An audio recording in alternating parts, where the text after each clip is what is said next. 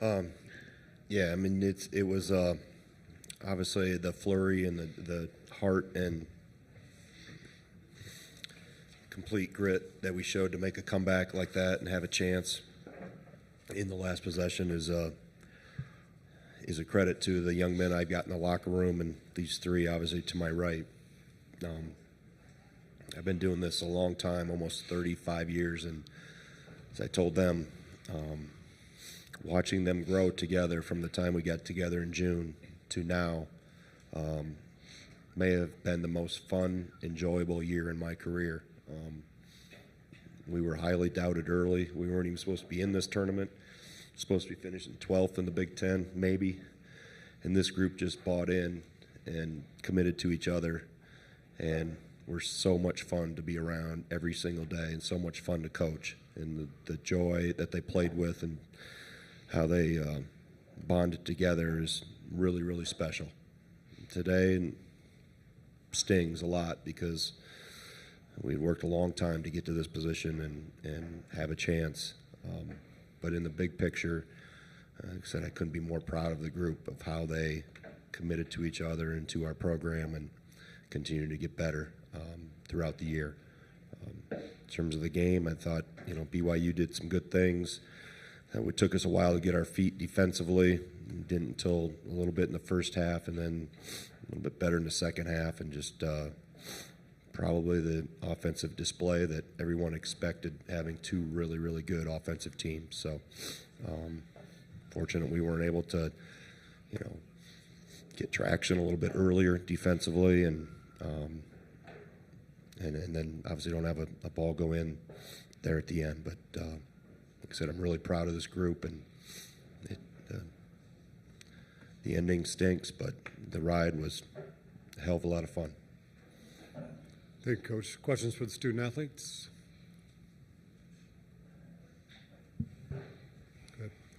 Mike Kelly with the Associated Press. John, can you take us to that last position, and did you get the look you wanted? Just try to get downhill. Got kind of stopped at the around the block area.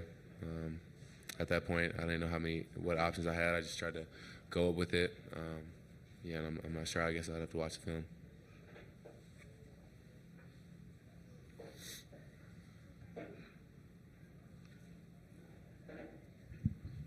Chris Thomas at Denver Gazette. John, could you just take us through, I know it was a tough inning for you guys, but just take us through your guys' comeback. You trailed 89-78, and then you got back in it. What was the keys there? We just believed in each other. We just kept fighting back, kept encouraging each other, letting each other know what was at stake. And I'm proud of the guys just for fighting to get back in the game and giving everything we had. Other questions?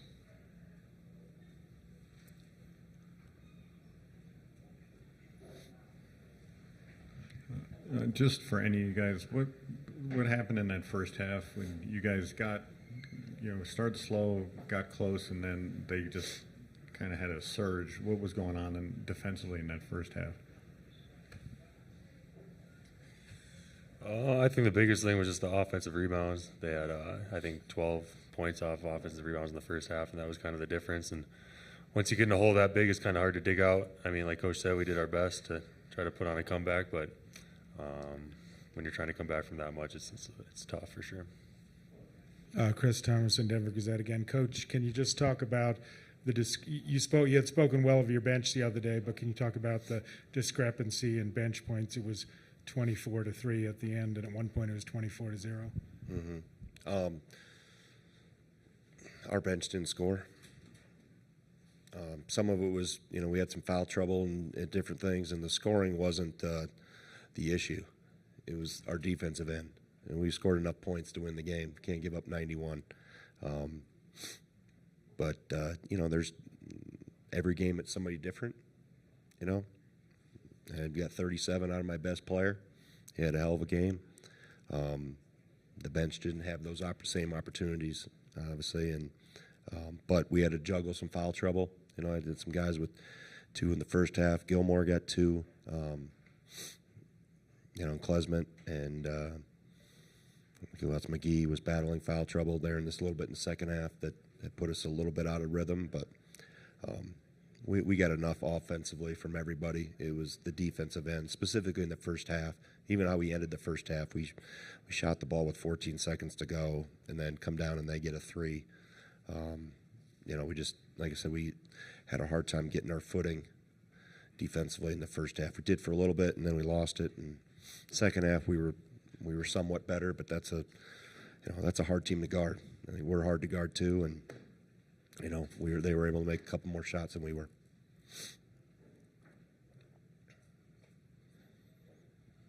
Go ahead. Mike Kelly from the Associated Press.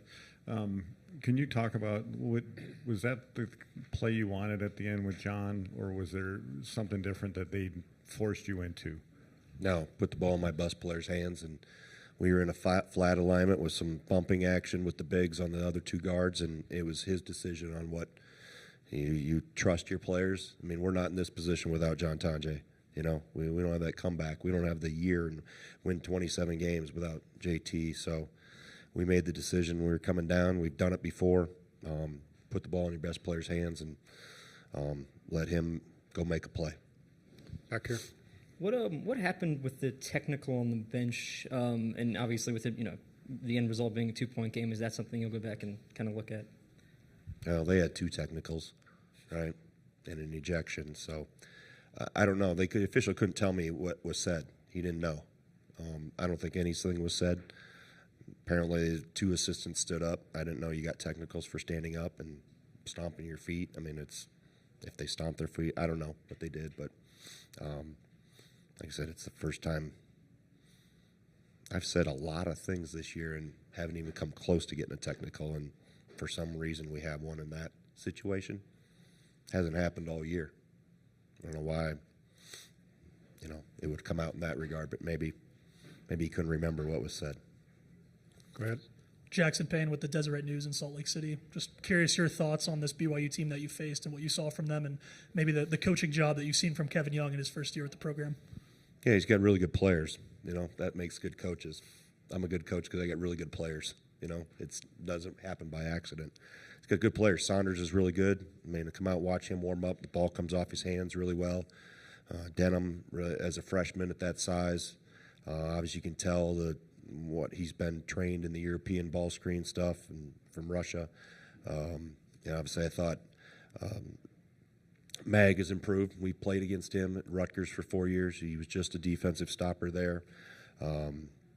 Keita, I thought has gotten better since he's come from Utah.